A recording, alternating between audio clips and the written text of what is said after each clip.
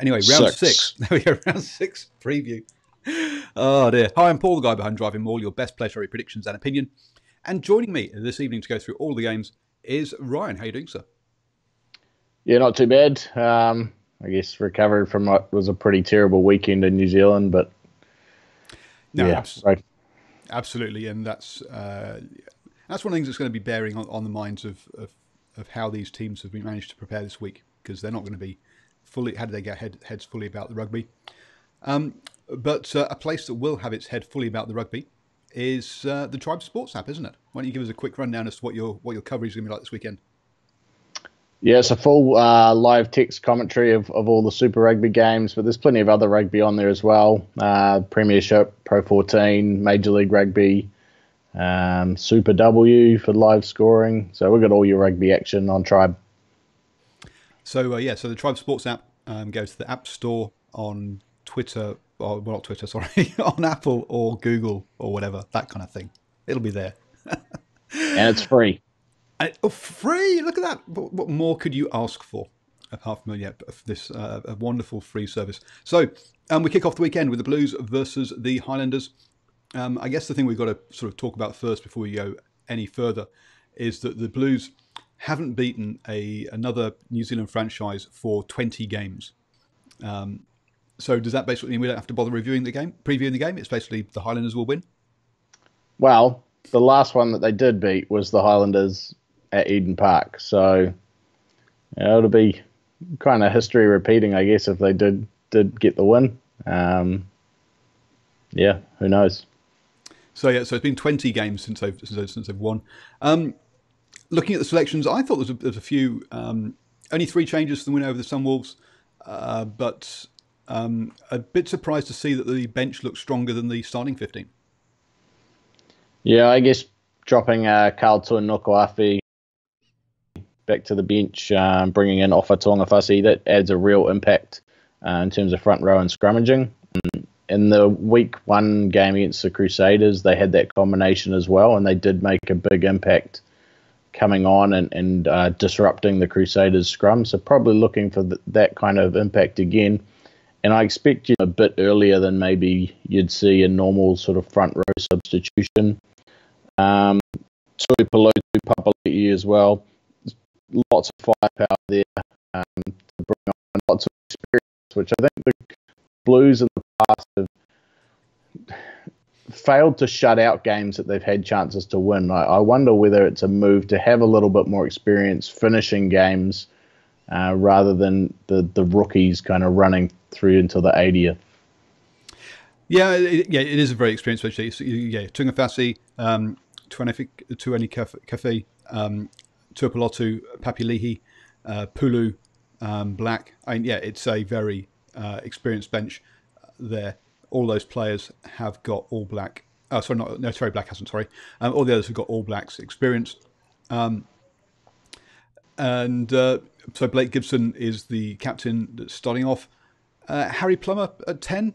Are you happy with that, or it's blown a bit hot and cold for me? But do you think the young man is time to give him let him loose?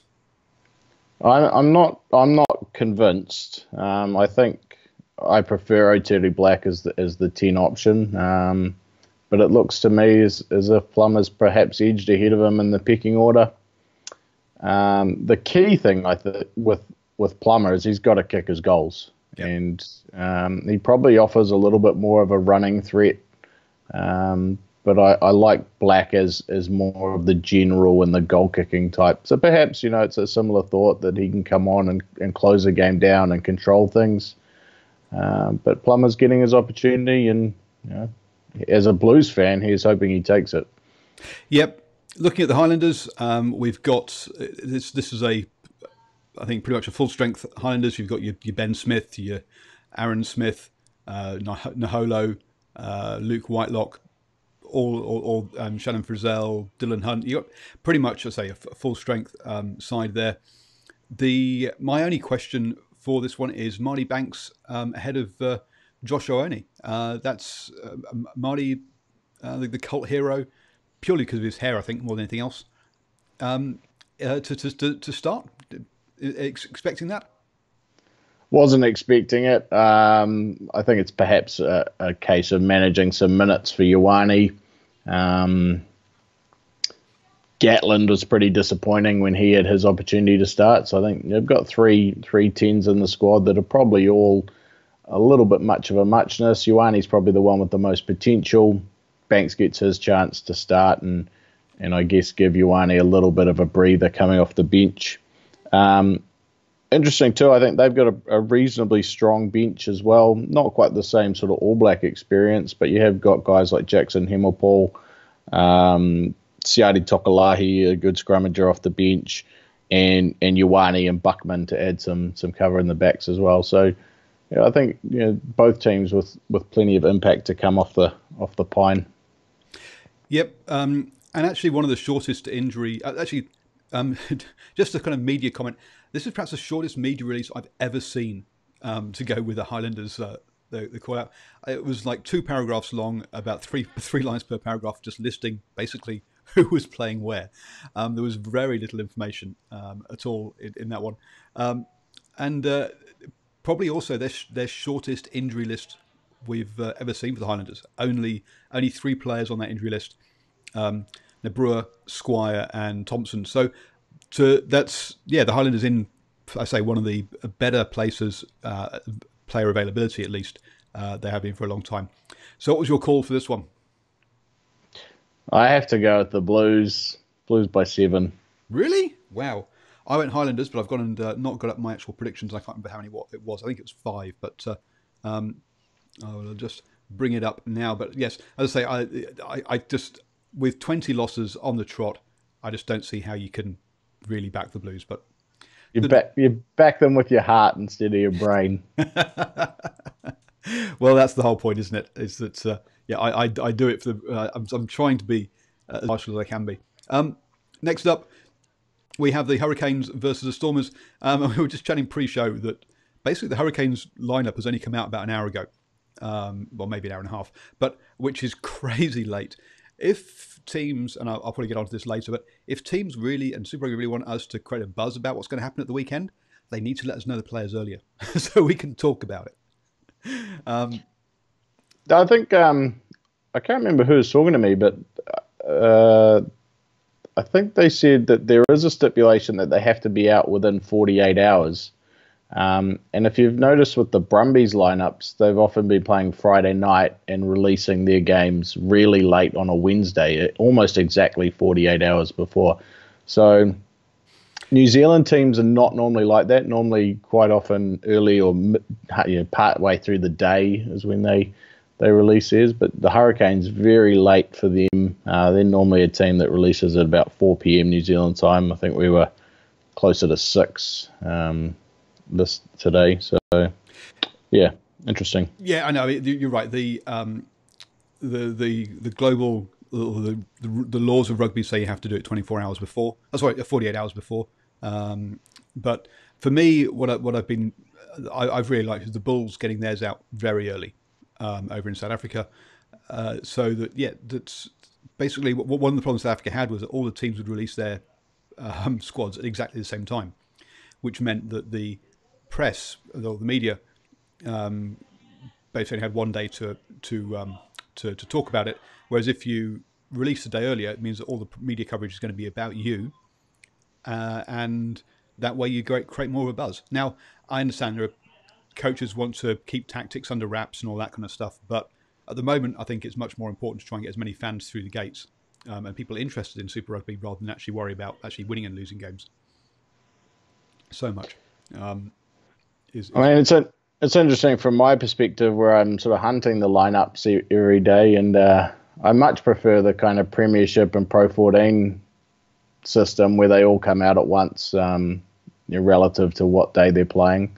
Whereas with the Super Rugby teams, I'm kind of got my Twitter alerts set up and kind of hoping and hunting for a few. So, yeah, I can kind of understand where you're coming from in terms of trying to generate buzz and grab the media's attention for a particular time slot. But I think as a fan, it's quite interesting, especially when you compare it to the NRL, who name all theirs at a set time on a Tuesday, well ahead of the weekend. And And I think fans actually kind of get into that as an extra event for the week. Like, here's where our teams get named.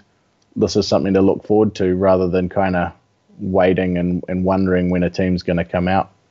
Yeah, exactly. If they all got released on sort of Wednesday lunchtime or Wednesday sort of mid-afternoon, that would be that'd be perfect. That's would be my idea. So anyway, let's look at the Hurricanes lineup. They did produce, and we have got something that this is perhaps a peek into the future. Bowden at 10, Geordie at 12. This is the position that Geordie's been saying he wants to play. Are you excited to see how he goes? I think it's going to be interesting. He's played a fair bit of junior rugby there. I think that's where he played most of his under-20 stuff at 12. Combining with his brother's obviously going to be really interesting. Partly it's because of Ngani Laumapi having to have his little All Black break. But, and he's the form player of the tournament, so I can't see Geordie staying there for too long. But it'll certainly be interesting to see not only how he goes at 12, but how he combines with his brother, because I'm sure they've thrown plenty of passes to each other in the backyard growing up.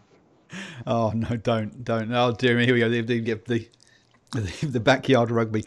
And also I think Chase Tiatia has made a very good case, making it hard to drop him as well, himself at fullback. Yeah, and they've got a whole heap of depth in the outside backs. Ben Lamb comes in. Wes Hooson had a strong performance last week in a rare start, so he gets to keep his starting position. Chase Tiatia hasn't, he's made every poster winner at fullback. So you're right. Yeah, it's rewarding guys that are in form as well. And there's some exciting talent we still haven't even seen yet. And the likes of, Salesi Rayasi, I think, came off the bench last week, but he's a guy that in a lot of teams I think would be starting on the wing. So yeah, kind of shuffling the deck and fitting a team into what they need. Well, I looked at the name at number 23 and went, who? Because Danny Tuala. Danny Tuala. Tuala. Someone I've not heard of. He's out of the Hastings Boys factory, I guess you could call it. Come through the national winning side and I think played his first season of Mitre 10 Cup last year with Hawke's Bay. So a good Hurricanes region kid and big opportunity for him off the bench. And I guess the other sort of the one big thing we should have talked about is Ardy Surveyor moving back to 7 with Princip coming in at 8. Ardy really has really looked good in the last couple of games when I've gone blank when he's actually gone back to 7 Kahifi, is it? That's right. Karifi, yep. There we go. Has gone off the pitch. So I think that's probably a good move for them as well. Yeah, well, I think you get both him and Via Fafita back in their best positions. With Fafita shifting back to 6, Princip to number 8, and Sevilla at 7. And so up against a Stormers side that's been going well after their opening game. Willems still starting. Willems still starting on the bench rather than on the park. Dylan Lades and Jean-Luc Duplessis keeping him out. So they got some action to come off the bench. Looking at the Ebenezer is in there. Khaleesi, they've got their big names all lined up. Yeah, and I didn't rate the Stormers' chances early in the season. I thought they were abysmal in week 1. I thought there was a sign of things to come. But they've turned it around, and I think credit to them. They've kind of got themselves right in the thick of the African Conference race. They do have plenty of quality in terms of Springbok experience, and I think that's helped them in that bringing Etzebeth back in after he missed the first 2 or 3 rounds.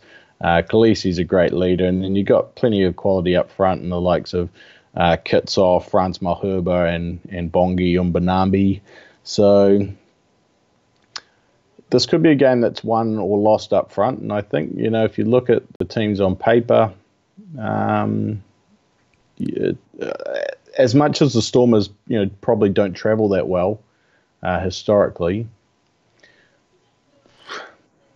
I was going to say on paper, you definitely, you'd rather have that Stormers absolutely pack. To me, so I just an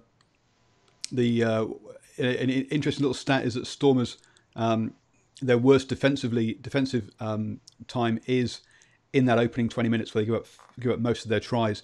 So I think the Hurricanes are going to have to get. I think it'd be good for them to get a good start, and then get ahead and keep ahead, because the Stormers have been great actually defensively. They've only scored 6 tries, but they've only conceded 8. When you think the Hurricanes have scored 17 tries, or nearly 3 times as many tries, it is a bit of attack versus defence here, and as the Storm's going to rely on kicking, and it being that windy stadium, I've just got to back the Hurricanes in this one. Yeah, I mean, I think it's pretty much a rule of thumb, isn't it, that you back the New Zealand teams at home against the South African ones. I'm not super confident having seen the Hurricanes line up, but yeah, I'll tip the Hurricanes as well. I've gone Hurricanes by 5. How confident have you been? Yeah, Hurricanes by 6. 6. Or Alex has gone Hurricanes by 10 in the chat. Tars Crusaders. This has got to be one of those. There's got to be one of those. The sort of matchups that the Tars really hate, because let's be honest, they've got a bit of a lightweight pack. We see that with Holloway and Simmons in the engine room there. And they're all about their backs, aren't they? Phipps, Foley, Beale, Ashley Cooper, and then a back three of Newsom, Clark, Falau, and with Carmichael Hunt coming back off to be on the bench. Unfortunately, the Crusaders are have a bit of a good forward pack, with Owen Franks getting his 150th cap for the Crusaders, 149th for Super Rugby. It's all made for the Crusaders, isn't it? This one. I would think so. I mean, it's a pretty strong lineup that they're starting to assemble now as guys sort of slip back into the mix after rest to start with. Whitelock, his first game back. Interesting that I thought they named a team for last week and then the game got cancelled, understandably. But that the fact that they didn't play that game doesn't count for rest purposes. So because they didn't take the whole week off, Scott Barrett and Richie Mo'unga have to drop out of the side, use this week as their rest. So big chance for Brett Cameron starting at 10. And Quentin Strange replaces Scott Barrett in the pack. But it's a forward pack that's got plenty of quality, and you'd expect them just to dominate the Waratahs up front. Yeah, and with Sam Whitelock back now, Quentin Strange being one of the best line-out operators in Super Rugby. So you've not. Obviously, it's a step down from having Scott Barrett, but having Quentin Strange in there and then Luke Morano come off the bench means it's not a weak pack by any stretch of the imagination. As you say, it's going to be really interesting to see how Brett Cameron goes in that 10 jersey. Interesting. Will Jordan's dropped for the bench, given Havili's come back in, so rotating round. I think Jack Goodhue's probably the only player that seems to be the constant there, and he's going to have to be rested at some point, but he's playing very well.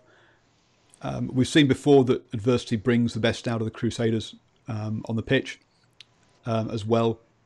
So I've gone Crusaders by 7, but I think I should have gone bigger than that. What have you? I agree. I think we'll double Crusaders by 14. And talking about adversity, we have no lineups news on this one for the Sunwolves versus the Lions in Singapore. But the Sunwolves getting told like 2 days before the game or 3 days before the game that they're basically not going to exist in a year and a half's time. Crazy situation for them to find themselves in. It's going to be a big question mark as to whether the Sunwolves just implode or come back and say, put two fingers up to Sunzar and come out fighting, isn't it? Yeah, I guess it really depends on what motivates players, and I wonder if the fact that a lot of these guys aren't kind of attached to the Sunwolves. There's no sort of loyalty. They haven't come through the Japanese system. And so a lot of them, I feel, were probably just playing for contracts in the future anyway, as cynical as that kind of sounds. So for guys like that, there's still that opportunity to achieve something out of being a Sunwolves player. So, yeah, it's going to be really interesting to see. I kind of think that maybe it won't be as bad as some people are kind of suggesting, but it's not a great situation to be in for a franchise. So what I mean, not as bad as in how the players react, or not as bad as in the long-term future that something else is going to step in? Well, yeah, in terms of how performance goes, I think I think they probably just carry on to an extent the way they've been going. I think players are professional; they're playing for contracts. Probably not with Super Rugby teams, a lot of them, but with other either Japanese top league clubs or looking at Europe or for some of them, the likes of probably Michael Liddell and Hayden Parker perhaps coming back to New Zealand and getting a spot with someone. Yeah, and the other thing to bear in mind is that the Japanese international squad now are filtering back into the Sunwolves as well. I think there's like 3 to 5 players are back in that travelling squad. So whilst a lot of people have been saying, there are no Japanese players in this team, part of that is because they've been away with the international squad training. So that we're going to see a change over the next few weeks as more of them filter back in. You don't just switch your entire match day squad.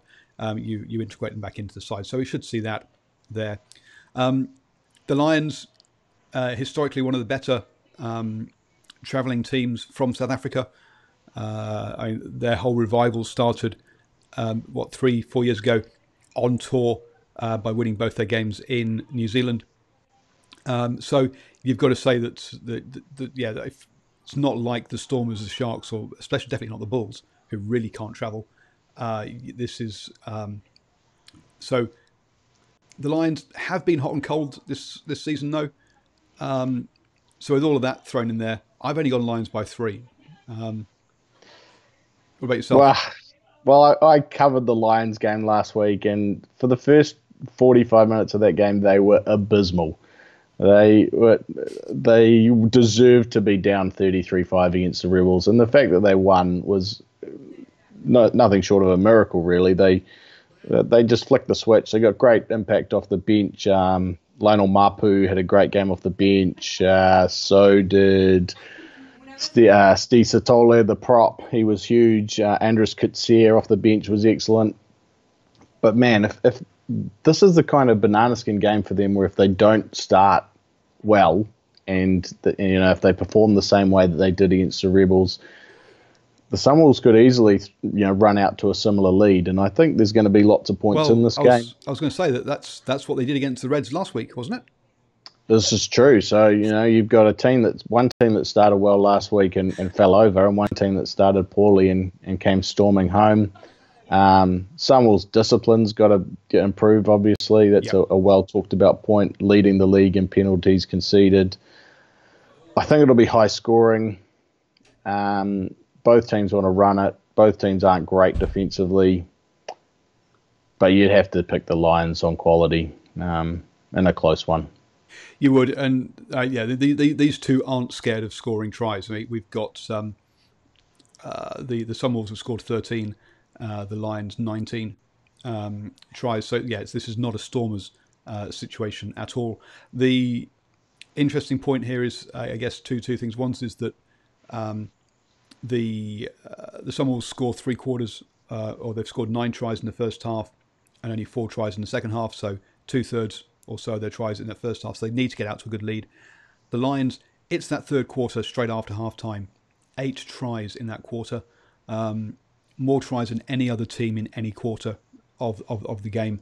So, you need to hold the Lions straight after half time. So come out of their sheds well, which hasn't been a strength of the Sunwolves. So, expect the Sunwolves to go out in front and the Lions to come back roaring.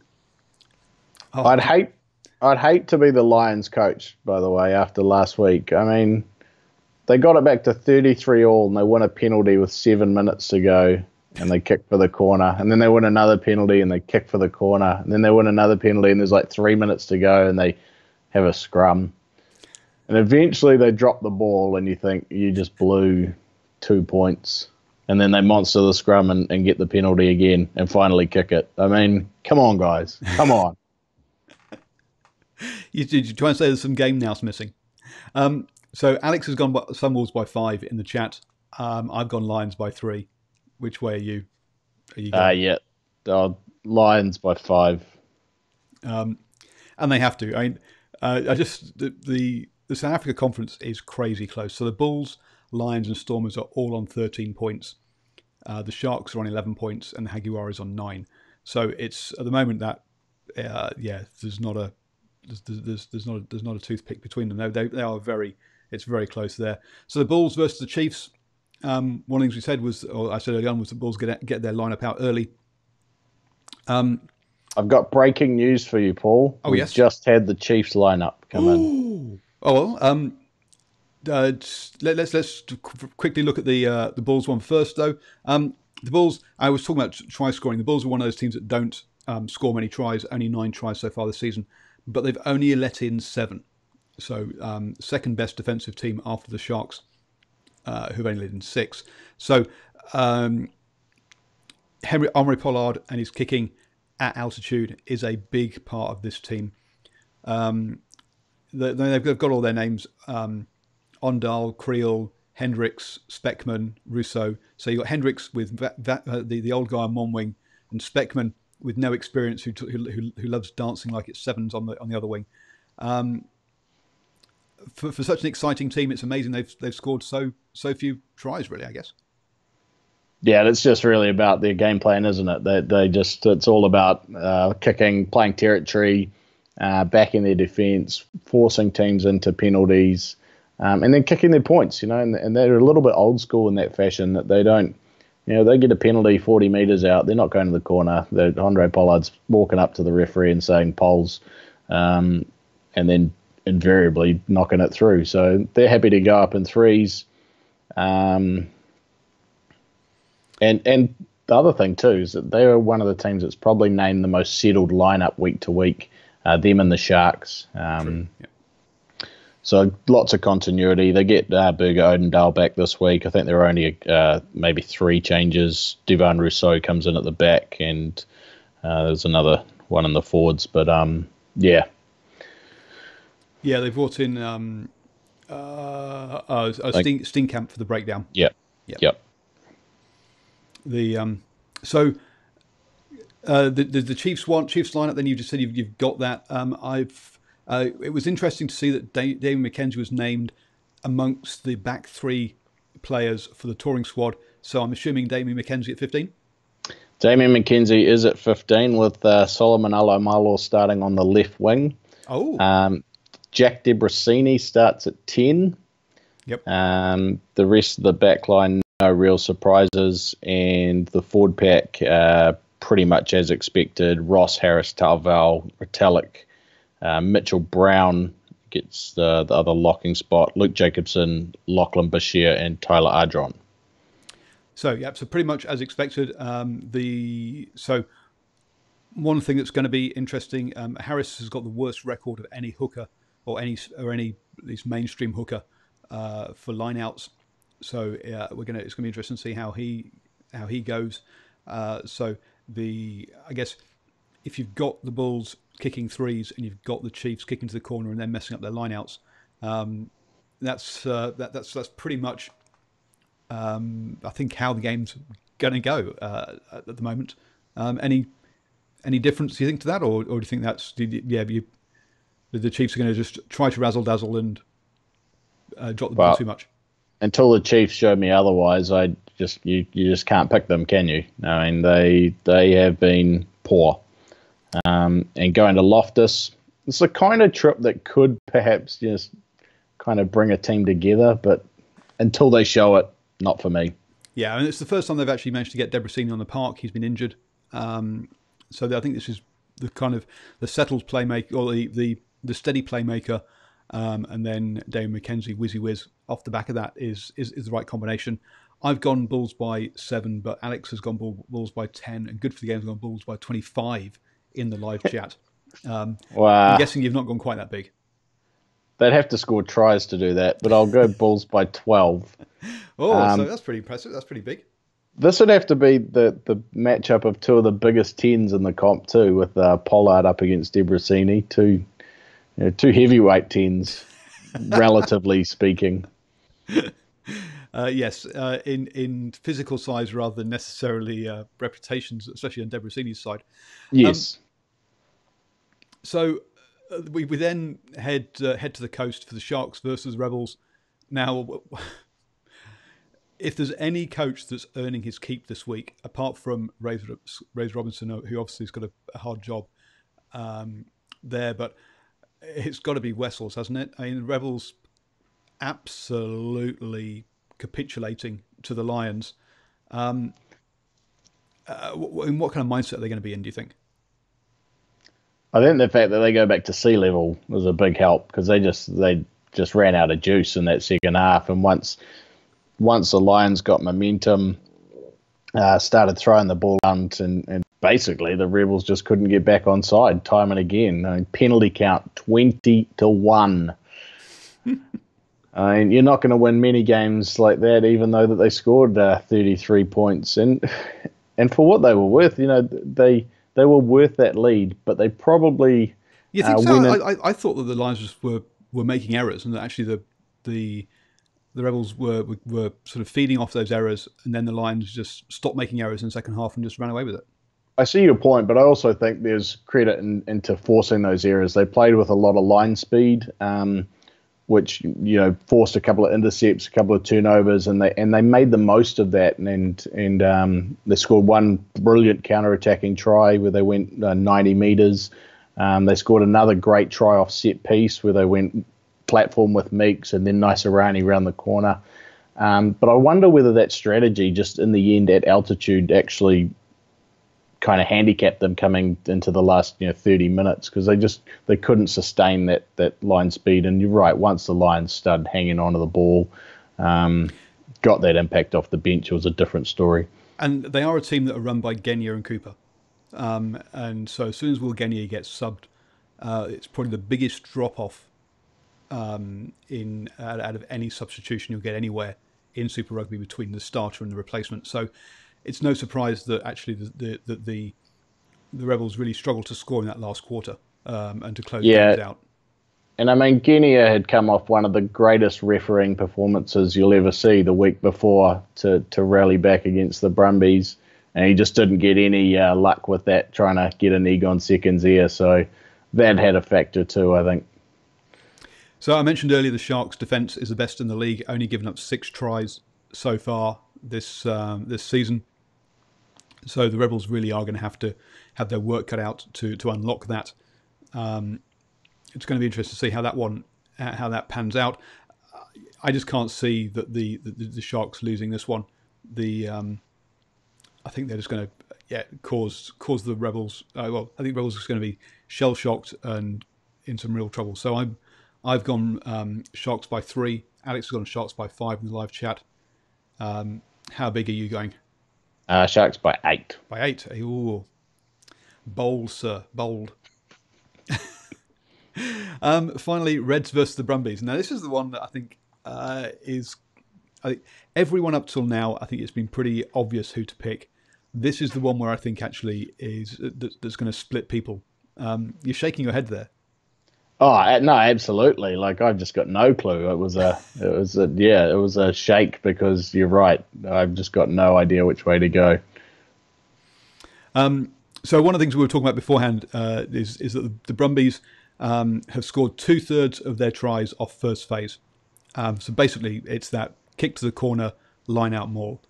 So if you can stop, if you can just not give up penalties, so they can't kick to the corner. If you can stop that first phase of the Brumbies, you basically stop them from scoring points. And in the Reds, we have a team that actually is pretty good against first phase ball. They're only given up 4 tries against first phase, whereas they've given up 7 tries off second and third phase. So teams that can sort of go through a couple of phases will find holes in the Reds. The Brumbies, though, are a team that don't do that. So in some ways, this is the perfect matchup for the Reds, it feels like. Yeah, and I think that a lot of the focus has to be on discipline and obviously countering that line-out drive. Because if you can just stifle those opportunities for the Brumbies, they're not a team that's going to carve you to ribbons with their backs, or they don't have a lot of great ball carriers. They really are a side that you can't see them scoring tries outside of the rolling maul. So. But you're right, the Brumbies. I mean, how do you pick their game? So one week you think they rip the Chiefs to shreds. You think they've turned a corner, and then they can't back it up. But everyone's ripped the Chiefs to shreds, haven't they? True. So it's easy in hindsight now that we know that. I didn't give them a hope last week against the Waratahs after they'd fallen apart against the Rebels, and what do you know? They turn in a good performance and pick up the points. So. Whew. But again, that's a team. I mean, the Waratahs 46 penalties this year, so they're in that sort of mid-pack. They've got a lightweight front five. The Reds 31 penalties. Only the Blues have given away less penalties this season, with 30. So they're a very clean side from a discipline point of view. They've got a pack. They might not have the best. They might have the best back line. I mean, they've got one good player at back there. But they've got a pack that's gritty, so I think this is the perfect matchup for the Reds, and I've gone, even though the Reds at Smuts are having a poor season, they just don't seem to know how to win. Okay, they came back against Sunwolves, but they've got good performances in, just not got results. So I'm backing Reds by 3 here because I think psychologically they don't know how to win games. Yourself? Well, I can't pick it, so I'm going to pick a draw. Oh, my word. So, hey, why not? So good for the game's gone Reds by 7. Alex, Reds by 2. But Pierce has gone Brumbies by 7. So I say this is the one game of the round where I think it's going to split people. Every other one are pretty pretty foregone as to which way I think people will go. So remind everybody what your job, what the Tribe Sports app is getting up to again. Yeah, so get the Tribe Sports app. Live rugby commentary. We'll have all the Super Rugby. We'll have live commentary of the Major League Rugby. There's plenty of other scoring and commentary on there as well. Not just rugby, but a whole bunch of other sports as well, if that takes your fancy. And if you want to have a rugby discussion or otherwise on Twitter, then you can follow me at New York Nixon. Cool. So there you go, folks. That's what it looks like on the old app. See, I follow the Major League Rugby as well as all the other stuff. Don't forget to subscribe to the channel. Up there, I'll be live straight after the Saturday night game for the Hurricanes versus the Stormers. I'll be on Arshwin's couch. I think Stephen's going to join us as well, so join us for post-match reaction to that game. Down there is links to Patreon. So the way you can get exclusive access to my opinion pieces on Wednesday, to DrivingMaul versus the bookie. How am I doing with those Super Rugby picks?